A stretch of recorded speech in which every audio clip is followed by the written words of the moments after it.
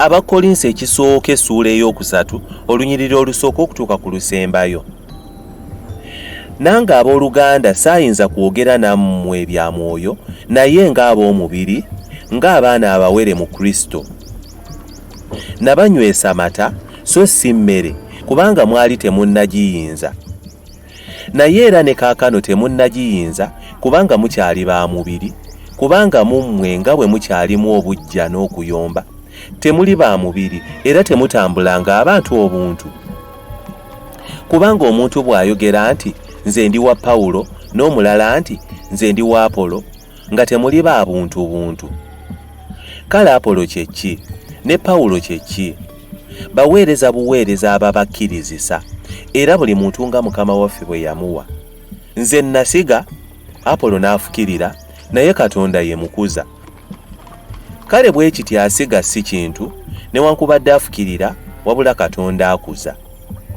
Naye asiga n'afukirira benkanankana, naye buli muntu aliweebwa empeera okusinziira ku mulimu gw'aliba yakola. Kubanga ffe tukolera wamu ne Katonda, ate mmwe muli nnimiro ya Katonda, muli nnyumba ya Katonda.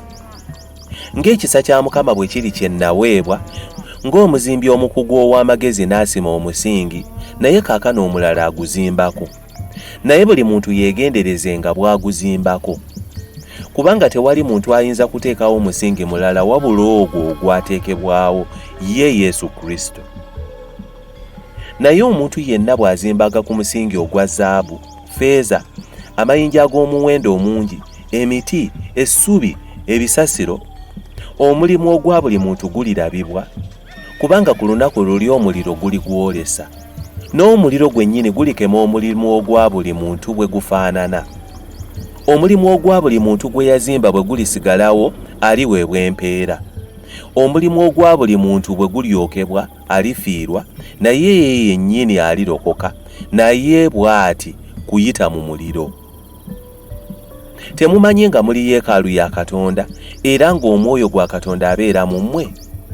Omuntu yenna bw'azikirizanga yeekaalu ya Katonda, Katonda alimuzikiriza oyo, kubanga yeekaalu ya Katonda ntukuvu ye mmwe. Omuntu yenna teyeerimbanga.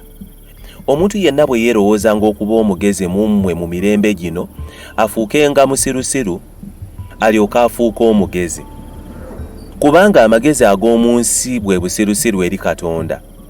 Kubanga kyawandiikibwa nti, akwatira abagezi mu nkwe zaabwe. Era nate nti, Mukama ategeera empaka z'abagezi nga teziriimu. Omuntu yenna kyavanga alema okwenyumiriza mu bantu. Kubanga byonna byammwe, oba Pawulo, oba Apolo, oba Keefa, oba ensi, oba obulamu, oba okufa, oba ebiriwo, oba ebigenda okubaawo, byonna byammwe. Nammwe muli ba Kristo, ne Kristo wa Katonda.